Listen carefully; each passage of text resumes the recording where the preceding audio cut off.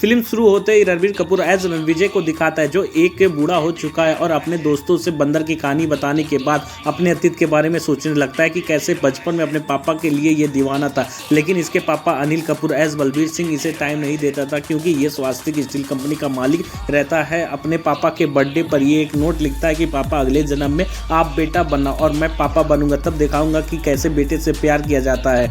मतलब यहाँ पर यह बताया गया है कि ये अपने पापा के लिए हद से ज्यादा दीवाना है। और अगले सीन में कुछ साल बाद दिखाता है कि अमेरिका से पढ़ के आने के बाद अपने दोस्त की बहन रश्मिका एस गीतांजलि के एंगेजमेंट में जाता है। एंगेजमेंट के बाद गीतांजलि से बात करता है कि उससे बचपन से प्यार करता है और उसी से शादी करना चाहता है, लेकिन गीतांजलि इसको भैया कहती है। रणविजय कुछ बात बोलने के बाद अपने घर पे पापा के बर्थडे में चला जाता है, जहां पर अपने जीजा वरुण से मिलता है और उससे बहस करता है। इसका मतलब कि ये अपने जीजा को नापसंद करता है। जीजा वरुण रणविजय को सीएम से इंट्रोड्यूस करवाना चाहता है। इस बात पर दोनों के बीच में बहुत लंबा डिस्कशन होता है, जिसमें रणविजय अपने जीजा को बेइज्जत कर देता है, लेकिन इसकी दीदी और इसके पापा चाहते हैं रणविजय ही इससे माफी मांगे क्योंकि स्वास्तिक स्टील कंपनी को बलबीर के नीचे यही संभालता है। जब ये माफी नहीं मांगता तब दीदी रोती है। तब सोचता है कि एक बार कॉलेज में किसी ने दीदी को छेड़ दिया था, तब ये बंदूक के साथ कॉलेज में चला गया था, जिसके वजह से पापा बलबीर ने इसे अमेरिका भेज दिया था पढ़ने के लिए। और फिर से आकर ये अपने गुस्से पर काबू नहीं पा रहा है, जीजा को भी नहीं छोड़ रहा है, लेकिन फिर भी सबके बीच में दीदी के लिए इससे माफी मांगता है। इसके बाद पापा से बात करता है, जिसमें बलबीर बोलता है कि मैं वरुण को कंपनी का शेयर दे रहा हूँ, इसलिए तुम मुझसे नाराज रहते और लड़ते रहते, और वरुण की तारीफ करने लगता है। तभी रणविजय कहता है कि हाँ वह आपका असली बेटा है, मैं तो एक बास्टर्ड बेटा हूँ। इस बात पर बलबीर उसे मारता और घर से निकाल देता। गुस्से में रणविजय घर छोड़कर जाता है। तभी गीतांजलि आ जाती है अपने घर वालों से लड़कर रणविजय के लिए।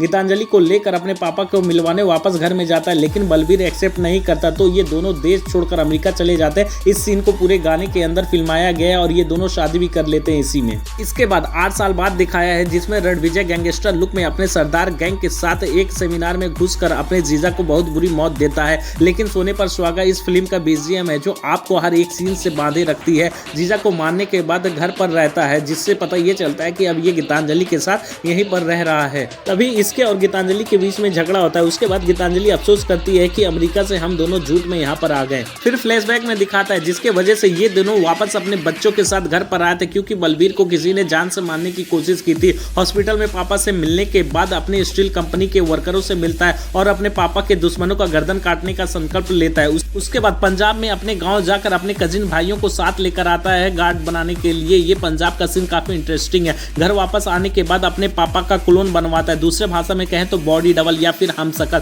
लेकिन कुछ देर बाद ही कुछ लोग इसको बलबीर समझकर क्लोन को मार देते हैं। रणविजय जीजा का फोन ट्रेस करवाता है। जब जीजा देखता है कि बलबीर यानी इसका ससुर अभी भी जिंदा है, तो हमलावर को फोन करके बात करता है कि जिसे तुमने मारा वह बॉडी डबल है, असली बलबीर अभी भी जिंदा है। ये सारा बात रणविजय सुनता है, इसलिए अपने जीजा को मारा है। उसके बाद प्रेजेंट में दिखाया है, इसको खुजली होने के कारण बिना अंडरवियर पहने धोती कुर्ता में अपने होटल पर जाता है स्पेशल मशीन गन की डिलीवरी रिसीव करने, जिसका डिजाइन यही दिया रहता है। तभी वह हमलावर जिसने इसके पापा को मारने की कोशिश की थी, वह इस पर भी हमला कर देते हैं। रणविजय डिलीवरी मैन का अंडरवियर लेकर पहन लेता है और सभी लोग विलन से को लड़ने लगते हैं। और ये मजेदार सीन है। इन सभी को मारने के बाद कुछ लोग कुल्हाड़ी लेकर आते हैं। इन सबसे रणविजय अकेले लड़ता है और इसके गार्ड्स गाना गाते हैं, जो कि बहुत ही ज्यादा गूजबम वाला सीन है। जब सभी लोग को अकेले खत्म कर देता है, तभी 200 लोग और आ जाते हैं इसे मारने के लिए। तब इस फिल्म का सबसे ज्यादा आइकॉनिक सीन आता है, जिसमें ये अपने मशीन गन से सभी को भूनता, इतना गोली सभी को मारता है कि आपको विलन के ऊपर तरस आने लगेगा। इतना गोली बरसा देता है कि होटल का छत भी गिर जाता है।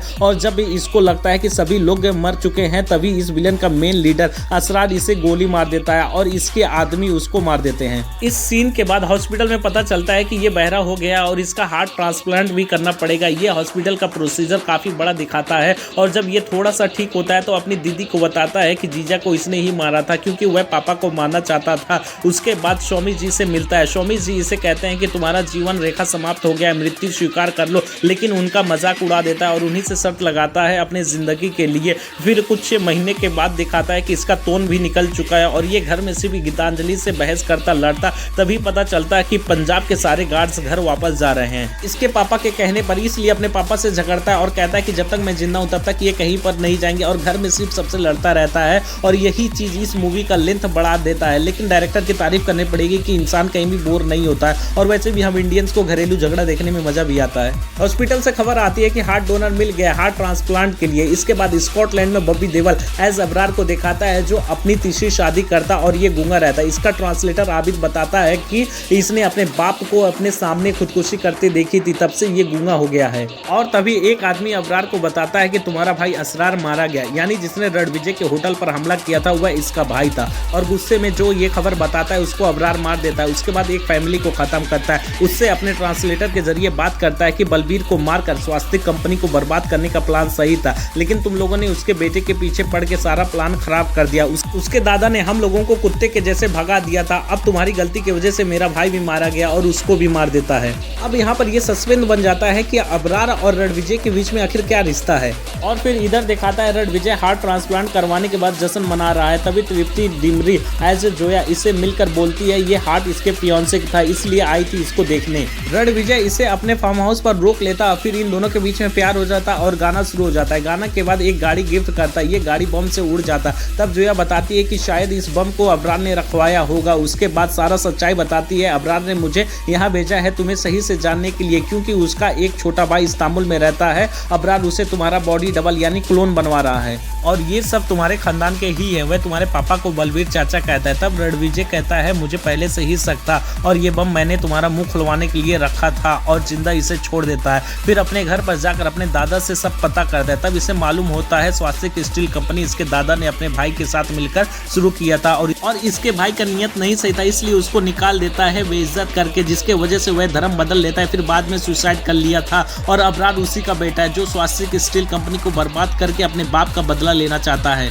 फिर गीतांजलि और इसके बीच में झगड़ा होता, गाना होता। ये स्कॉटलैंड अबरार को मारने के लिए पहुंच जाता, उसके घर में घुसकर एक एक को गोली मारता, लेकिन अबरार वहां से चला जाता। वह फिर रनवे पर अबरार का फ्लाइट रोककर hand to hand single fight शुरू हो जाता, जिसमें हर तरफ से अबरार ही भारी पड़ता है, लेकिन फिर भी रणविजय ही जीतता है। इसका गला काटने के बाद घर पर वापस जाता, फिर पापा से डिस्कशन करता और फिर इसके पापा को रियलाइज होता है कि मुझे बचपन में अपने बेटे को टाइम देना चाहिए था। फिर वही डायलॉग बोलता है जो बचपन में नोट में उसने लिखा था कि अगले जन्म में आप पापा बनना, मैं बेटा बनूंगा। उसके बाद इस्तांबुल में दिखाता है जो जोया बताई रहती है कि अबरार का एक छोटा भाई है जिसका तुम्हारा यानी रणविजय का क्लोन बनाया जा रहा है। वो ये वही दिखाया है कि रणविजय का क्लोन बन गया और ये साइको है। रणविजय के दोस्तों को बहुत बुरी मौत देता है और अपने भाई अबरार का बदला लेने के लिए बोलता है और तभी स्क्रीन पर एनिमल पार्क यानी एनिमल 2 का अनाउंस भी हो जाता है और फिल्म एंड हो जाती है। दोस्तों इस फिल्म की IMDb रेटिंग 10 में से 7.3 स्टार है। द टाइम्स ऑफ इंडिया इसको 5 में से 1.4 स्टार देता है।